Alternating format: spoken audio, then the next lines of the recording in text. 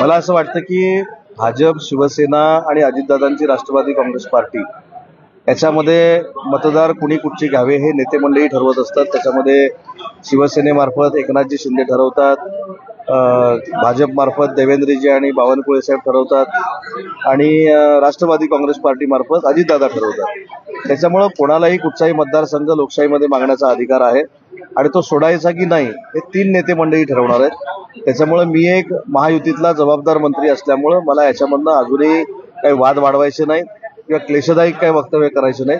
त्यांचं हे मत जे आहे हे लोकशाहीतलं मत आहे, त्याचा मी आदर करतो।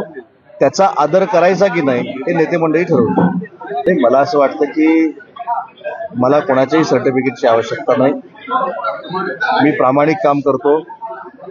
मशीनमध्ये जाऊन देखील जरी बघितलं की उदय सामंतनं कोणाला मतदान केलेलं आहे ते देखील कळेल मी कोणाला मतदान केलेलं आहे। त्याच्यामुळे मला असं वाटतं की या सगळ्या वक्तव्यावर माझ्यासारख्या मंत्र्याने वक्तव्य करून कुठं वाद घालावा आणि वाद वाढवावा एवढा काय मी अपरिपक्व नाही।